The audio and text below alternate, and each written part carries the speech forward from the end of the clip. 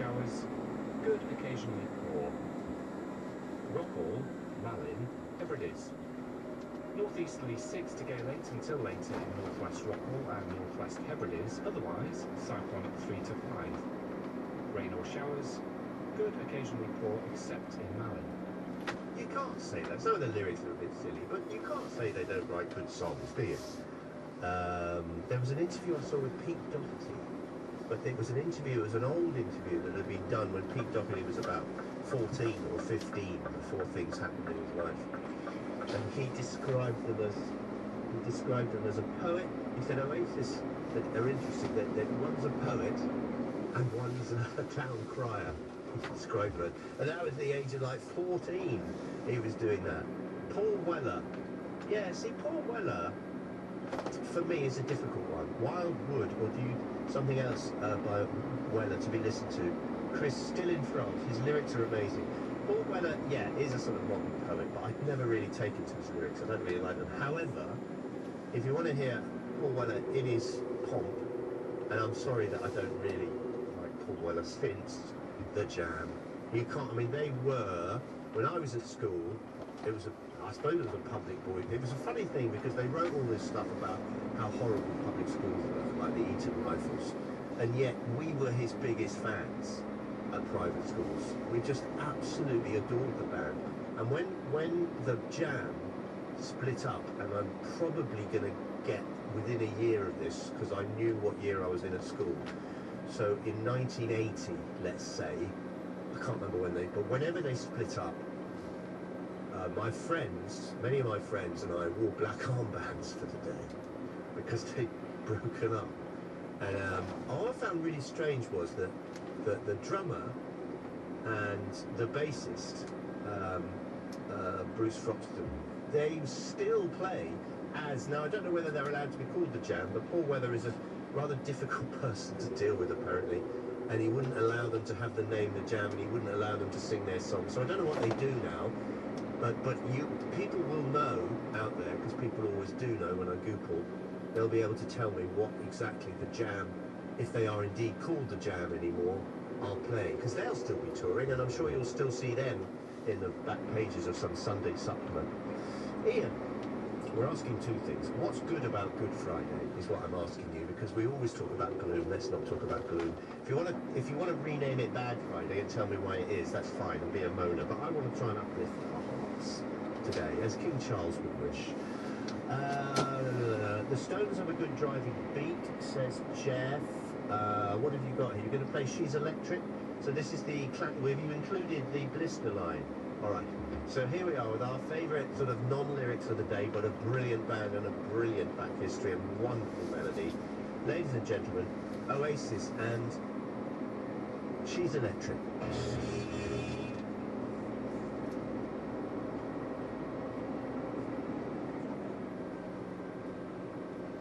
We've been southwest 4 to 6, back in the south or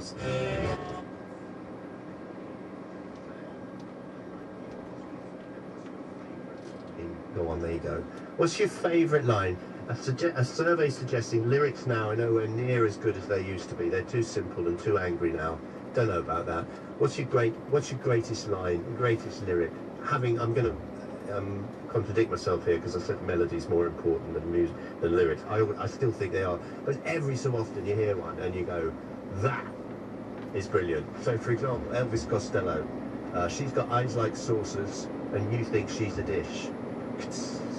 And the other one I was talking about the other day, and I'm not into this, and I don't know much about it, and it was only pointed out to me by a professor of music on my Instagram feed, ladies and gentlemen, so I'm not down with the kids, this is what I was told.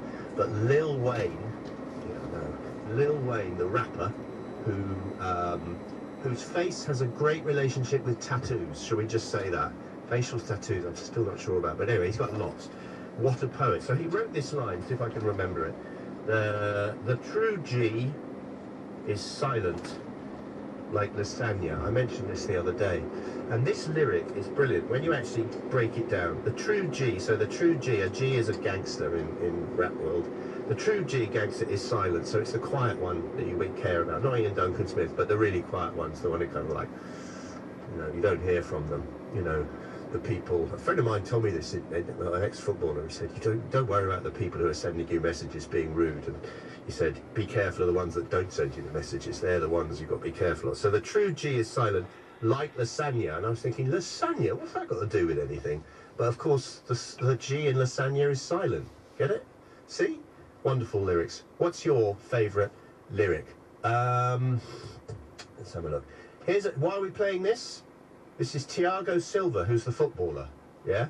By AJ Tracy, ex-Dave. What does that mean? I don't even understand what that means. Thiago Silva, AJ Tracy, ex-Dave. So I'm going to literally read out what my producer's written for me because I don't trust myself on these subjects. Here's a rap song, popular with the youths. Okay, you might not like it, but you can't say it's lyrically simple. Ladies and gentlemen, Thiago Silva by AJ Tracy, ex-Dave. Stand up for the football, ex-AJ.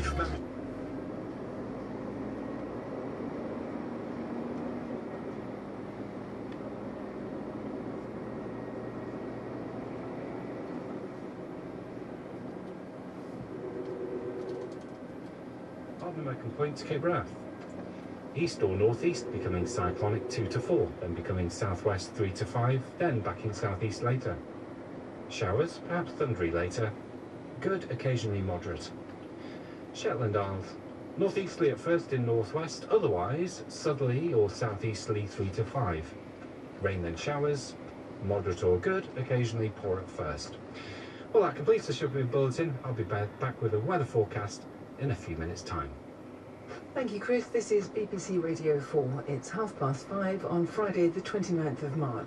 Good morning. This is News Briefing with Jane Steele. Rishi Sunak has been criticised for awarding a knighthood to a top Conservative donor.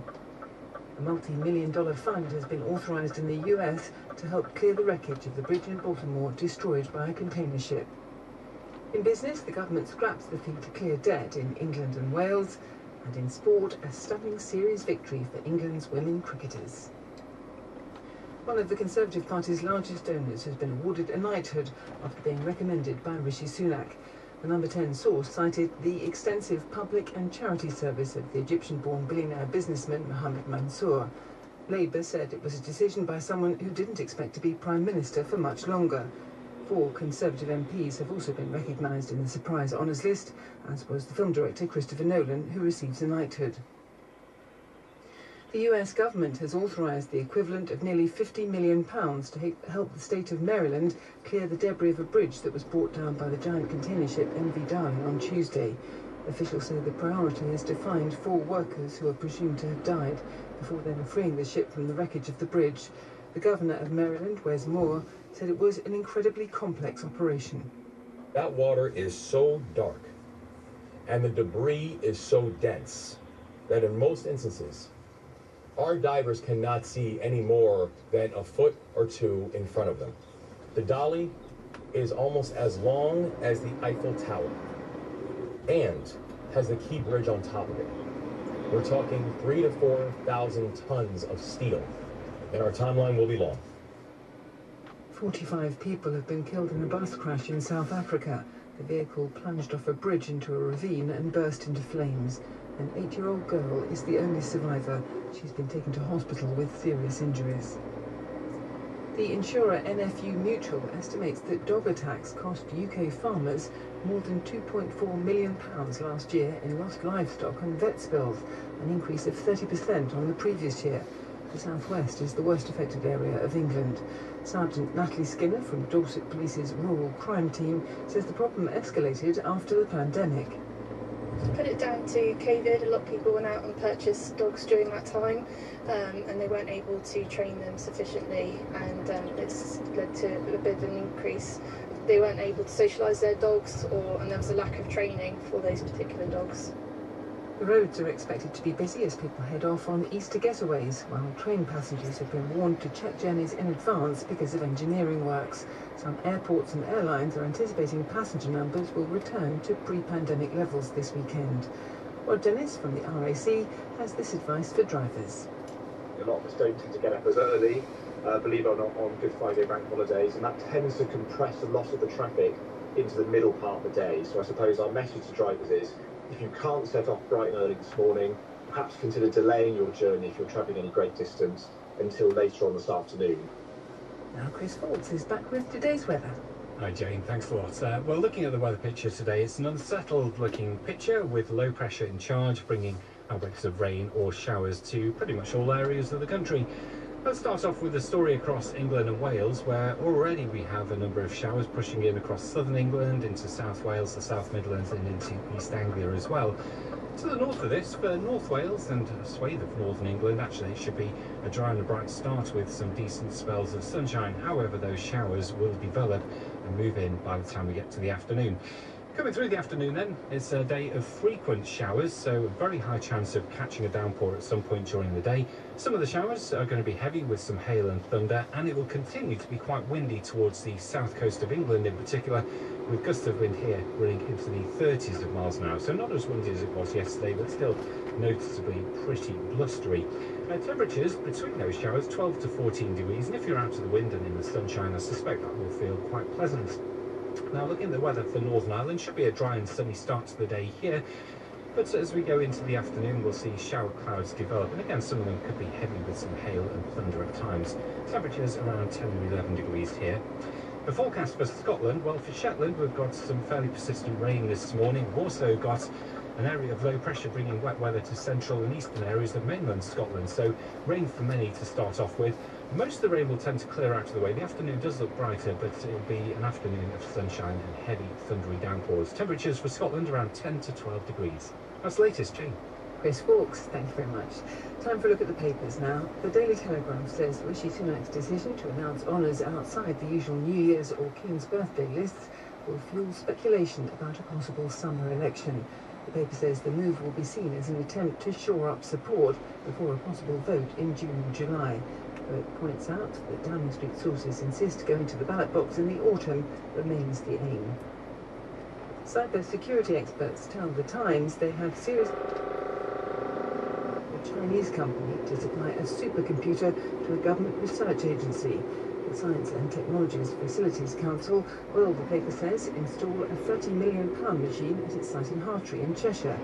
The Times notes that just days ago, the Deputy Prime Minister Oliver Dowden said Beijing had been behind a malicious attack on the Electoral Commission. The government spokesman tells the paper that the supercomputer was procured following a robust process.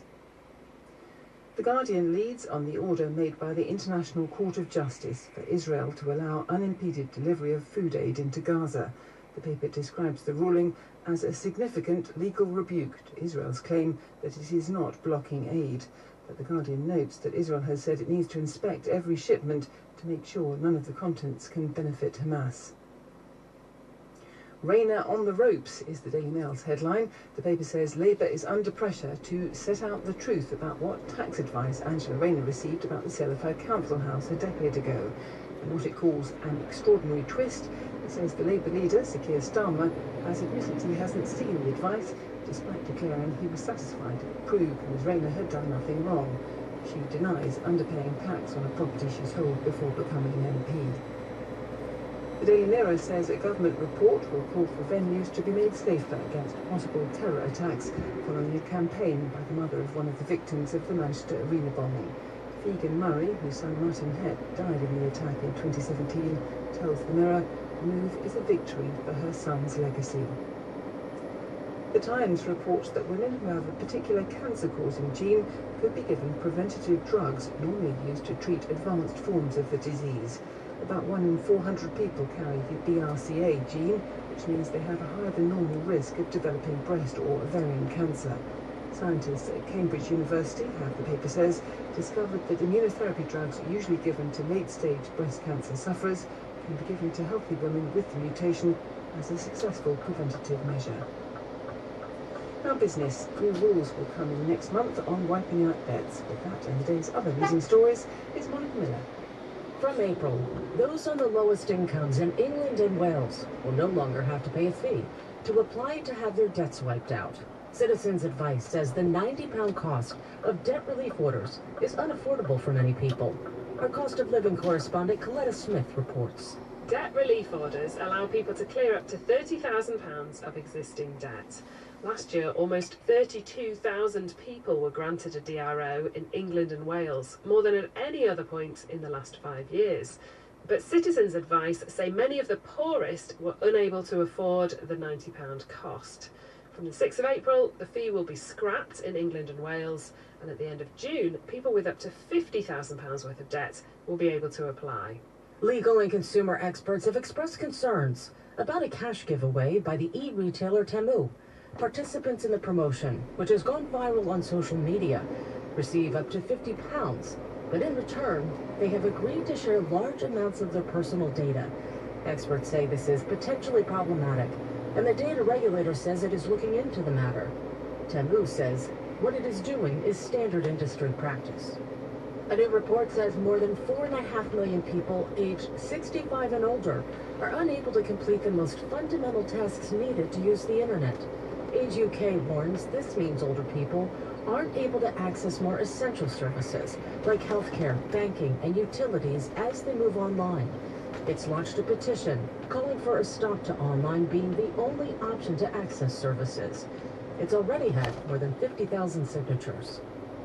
On the markets, in the city, the 100-share index ended the day up 21 points at 7,952. On Wall Street, the Dow Jones was up 47 points at 39,807. On the currency markets, the pound is trading at $1.26.2. Against the euro, sterling is at €1.17.1. That makes a euro worth 85.3 pence. Sport now, and England's women cricketers have sealed a 4-1 T20 International Series victory over New Zealand. With news of that and the other top stories, here's Paul Serres.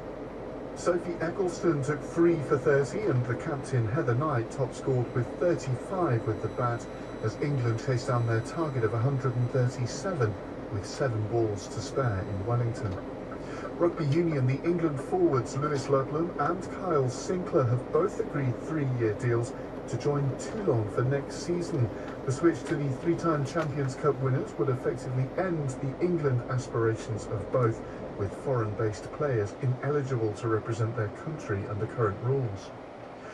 Football, the Newcastle and Italy midfielder Sandro Tonali has been hit with further charges in relation to alleged breaches of the FA's betting rules. Tonali is currently serving a 10-month ban for breaches of the Italian Federation's regulations.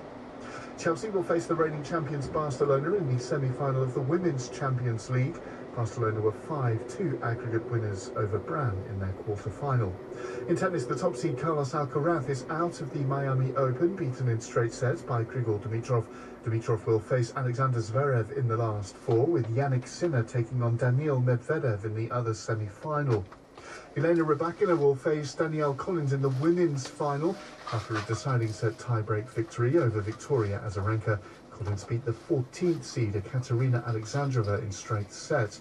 And in darts, the teenager Luke Littler has sealed his maiden Premier League win. The 17-year-old beat Nathan Aspinall 6-4 to take the title in Belfast, having beaten Michael Van Gogh and Luke Humphreys en route to the final. Finally, a glance back at some of the stories that were making news on this date in the past. 3 years ago, one of the world's busiest trade routes, the Suez Canal, reopened to shipping after a huge container vessel wedged across the waterway was finally refloated. The Ever Given had run aground 6 days previously. In 2017, the UK formally served notice to its partners in the EU that it was leaving. 10 years ago, the first same-sex weddings took place in England and Wales as new legislation came into force. But then Prime Minister David Cameron said it showed people were now equal, whether gay or straight. 2 suicide bombers attacked the Moscow metro system at the peak of the morning rush hour on this day in 2010, killing 40 people. In 1971, Charles Manson and 3 female members of his cult were sentenced to death by a court in Los Angeles for the murders of 7 people, including the pregnant actress Sharon Tate. California abolished the death penalty the following year. In a telephone interview from prison, Manson, who spent much of his early years on the streets or in reform schools, blamed his upbringing for his crimes. The penitentiary is the penitentiary all the way from the time you're old enough to where they can start locking you up and cutting you off from the sunshine and cutting you off from the fresh air. We've got a mechanized monster that eats people and it cries for people's blood. And in 1912, adventurer Captain Robert Scott died on his way back from the South Pole. The final entry in his diary read, "For God's sake, look after our people." And that's the end of this morning's news briefing. This is BBC Radio 4, where it's time for Prayer for the Day with the Provost of St Mary's Episcopal Cathedral in Edinburgh, John Conway. Good morning. Today is Good Friday. In our cathedral, as in many churches across the country, a simple wooden cross will be processed through the congregation and set up in our midst. This instrument of torture and death that was used to kill Jesus alongside thousands of others by the Roman Empire will remind us not just of the death of Christ, but of the ongoing suffering of so many in the wars and violence and divisions of our world. And we will be asked too to contemplate the ways in which we are complicit in that suffering, by contributing to it or ignoring it. We will be brought to the foot of the cross, and on one level the only proper reaction will be silence. There is nothing in and of itself that is good about this day. Good about the cross, good about that suffering which cuts deep. If today was only about the suffering, it would be too much to bear. The community of friendship, forgiveness and love that Jesus founded is stretched to breaking point by the events of today. The first disciples scatter, deserting their friend. A few women are the only ones left to watch as Jesus utters his final cries of God-forsakenness. The disciples, we, would not return to the events of this day if it were not for the surprising discovery that this is not the end, that forgiveness and hope, tenderness and love are not finally defeated, but instead encountered afresh on the far side of death. The disciples, we, are remade in the power of resurrection. But that's a story, a discovery for Sunday. Crucified God, in the death of Jesus, the suffering of all humanity is laid bare. Give us the grace to stay at the foot of your cross this day, even if we are stretched to breaking point, that in the power of your resurrection we may know the world made new. Amen. Prayer for the Day with the Very Reverend John Conway. It's fast approaching 5:45, time for Farming Today with Mary-Claire Carey-Jones. Good morning. Holiday accommodation on working farms is nothing new, but more and more farms are now offering farm experiences alongside the accommodation, giving visitors the chance to get up close with the animals.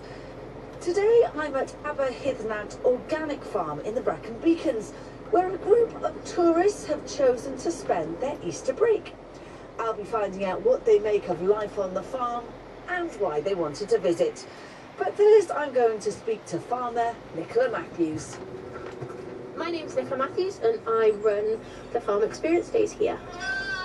My granddad purchased the farm, their dad's taken over, and then we're now at the stage where I'm doing more and more on the farm. We have always done things like have schools here, but that has actually become less because of the cost of the transport for the schools. So we've had to think about how else we can get people on the farm, have people around the animals, just introduce them to that side of things. So what reaction do you get from visitors here? I think people are just so excited to be close to animals. It's just really nice to see them interact. It's sort of a calming effect. So we've got two sides, accommodation sides. We've got self-catering holiday cottages and we've got glamping geodomes. And then with the animals, we do everything from sheep walks, goat walks, lambing experiences where you can come and cuddle lambs, or fun on lambing days. And then we also do goat agility and sheep agility if you fancy something a little bit different. We do get a lot of people that come from along the M4 corridor that haven't necessarily been on a farm. They want to come and cuddle the sheep and go for a walk, but they actually do learn a lot more about the farm because we talk about the farm, talk about how we farm and the local area as well. So what will today's guests be doing? We're going to be going on a sheep walk around the farm, see some really cute baby lambs that have bottle fed and give them lots of cuddles, and we'll go and see the newborn calf, and then we have got some baby chicks as well. Right, so let's go in with those pet lambs. You may be mobbed, so we want to make sure that when we're feeding them, the bottle stays up. Well, all the visitors are currently feeding the lambs or giving them cuddles, so I'm going to have a chat with them and find out how it's all going. I'm Andy Wilson, and I've come here from Salisbury today. I'm Ella Lewis, and we've come over from Wiltshire Way. Well, it's pretty loud in here, but are you enjoying being with the lambs? Yeah, it's brilliant. It's first time to be able to sort of cuddle any lambs up close. So yeah, it's really nice experience. And what was it that made you both want to come today? It was Ella's idea, actually. She's very much sort of into the farming thing. She enjoys the livestock and all this kind of thing, but we don't get to really experience it over where we live at the moment. And is farming something that you have thought about doing as a career? As a child, I really wanted to. I would love to, absolutely adore to have my own farm, but the logistics and the reality, unfortunately, isn't really there. So do experiences like this give you that opportunity to experience what you enjoy? Yeah, exactly. It's nice to have experience to, be able to get part of it. I don't have the same sort of unbridled enthusiasm that Ella does, but for me it's great to get a better understanding of how farms work, and you know, obviously there's things about understanding where your food comes from and stuff like that, which is really great to sort of to know and to see the care that farmers give to their livestock throughout their life cycle is really sort of nice to see and to get a better understanding of. Well, I'm now with Simon and Maria Wilkins, who are here today from Japan. Although, Simon, you're originally from Wales, aren't you? Yeah, I'm from Leith originally. So why did you want to come here today? This is a very different experience and landscape to Japan. So I wanted to bring my children to experience something Welsh, something unique. And Maria, how does this compare to the landscape over in Japan where you're from? Completely opposite, and I'm very enjoying it. What's it like for you being up close with these animals? I just new experience something very adventurous. That's something I cannot experience in Japan, so I appreciate it. And your children are quite young. Your daughter sat on your lap. She's only 2. It's nice for her to see the landscape and the different agriculture here. And obviously the sheep. And the sheep too, yeah. She's fond of them and a little bit scared. And your son Johan, how old is he? He's 11 now. He's been to Wales a few times, but I think this is his first lamb experience. Johan, can I ask you, what do you think? You've got a sheep there who's cuddling into you. What's this like for you? Cozy. Cozy. Cuddly. Well, we're now going to leave those cute lambs and make our way down to the cow shed here, where a calf was born just a couple of days ago. So these are our cows. They're Murray Greys and Murray Grey crosses, and you can see they're just having their breakfast. And in here, we've got a little baby calf. It's very pretty, isn't it? So, Nicola, what are the cows here for? So they're mainly for beef. We are still a working farm, and then the tourism side of it is just like a bonus to it. So how does that work? Is it difficult having people here who aren't used to farms? I think it's nice for them to come and see a real working farm. A lot of people have been to places that are like petting zoos or petting farms, and we're sort of a hybrid between the two. We've got that's tourism side, and then we've got the working farm commercial side as well. So the tourism doesn't get in the way of what's being done here on a daily basis? No, we sort of try and make it work as one rather than separate, yeah. And is it a good income stream for the farm, having the tourists? It does help, yeah, especially like the special events like the lambing and the shearing. They definitely boost our financial situation. Do you think that's why more and more farms are doing these sorts of things? Yeah, I think farming is really hard, and I think we do need to start thinking more about diversifying and opening people's eyes up to see what farming's really like and seeing the real side of it. Right then, let's go and see some chicks. Does anyone want to hold one? Okay, so you have to sort of hold them so that you have to put your hand on top and underneath. Okay, got it? Well, this one's calm. Okay. So we've got chickens for eggs.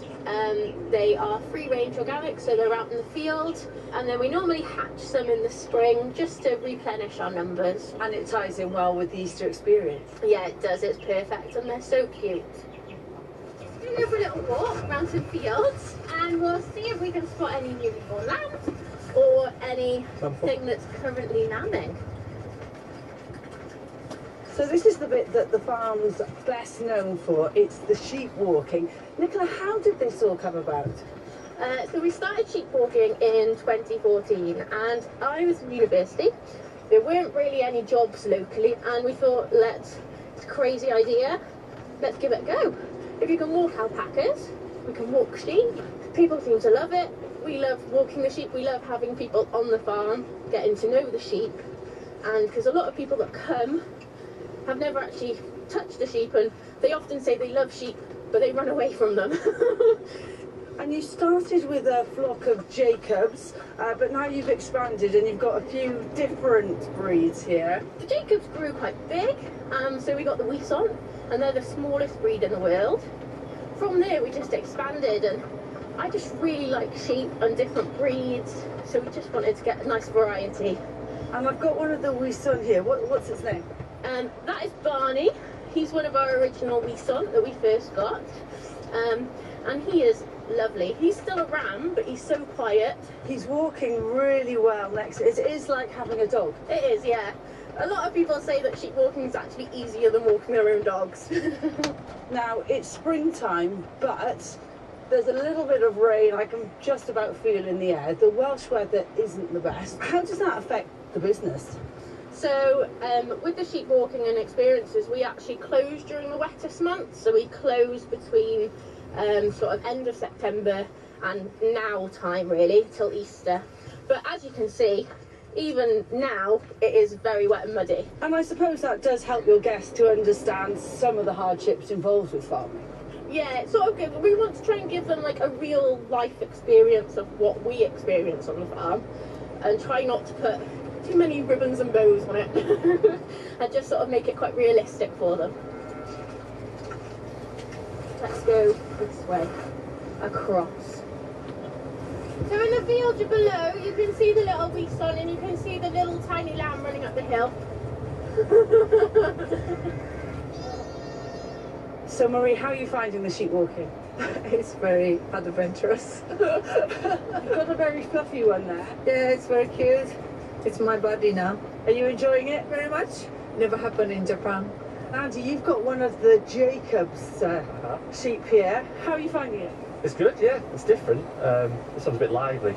I'm not used to walking around with sheep, so it's a good experience, though. Something you think you might find yourself doing again? Definitely, yeah. Get out in the countryside with the animals as well. It's great, yeah. Definitely do it again. Well, Johan, you're walking one of the smaller sheep there. Why did you choose it? Because it's small and cuddly. It's very cute, isn't it? Mm. What do you think your school friends are going to make after the Easter break when you tell them that you've been walking a sheep? Do you think they'll be surprised? Yeah. They're very, very clever sheep. They will, especially when you've got a massive field of lambs, they will know exactly which lamb is theirs. Now she's on, could mean that she is currently lambing, because she hasn't gone over to the feed. We've watched her stand up and then sit down again, and I can't see from this distance, but I'm guessing that she is pushing. She's very uncomfortable, she's restless, so that's sort of the signs that you're looking for when you're looking for lambing. She just stood up again, and now she's going down again, so I would assume that she is lambing from the signs from this distance, yeah. And do you enjoy sharing the reality of sheep giving birth with the guests here? Yeah, it's fantastic. And a lot of people, you have different reactions. So you get some people that are just can't deal with the goo, can't deal with the blood, can't deal with anything that comes out. And then you have other people that, we've had people that have come and just cried when they've seen a lamb being born. So we've just walked up to the top of the field where there is a flock of pregnant Welsh mountain sheep, and one of them is giving birth. In fact, the lamb has just come out. I think this one's expecting twins, so there should be another one any minute. But yeah, the first one is moving. So a successful birth in the field. Her instinct will be to lick the lamb clean. That'll help that lamb to get going, and it sort of gives them that get up and go.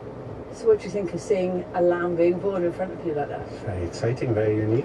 It's beautiful. It's I haven't seen it this up close before, so it's a good timing, I think. I don't know, it's quite sort of emotive, isn't it? In a way? It's actually see real life in front of your eyes, don't you? So Nicola, the cuddling of the lambs and calves and all of that kind of thing is very cute for people enjoying spending time with animals, but seeing lambs being born like we've just done on this walk is the reality of farming. It is, yeah, and it's fantastic for people to be able to witness that. And do you think that's where farm tourism plays a part in getting that connection with food and farming and the land? Yeah, so often we have people that come and they actually take some of our lamb away with them because they've seen how they actually grow up outside. They're not in sheds. It's just really nice to be able to show people what farming is about. Well, the weather hasn't been very spring-like here today, but after seeing those newborn lambs, I know that Easter is round the corner. Thank you to all of my guests and to you for listening. Farming Today was presented and produced by me, Mary-Claire Carey-Jones. And now, a last tweet of the day. Bill Oddie presents the Great Crested Grebe. In spring, the barking of great crested grebes carries across the lakes on which they perform their intricate and delightful mating ritual.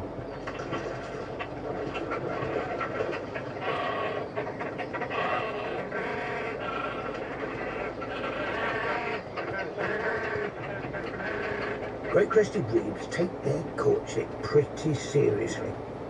In spring, they molt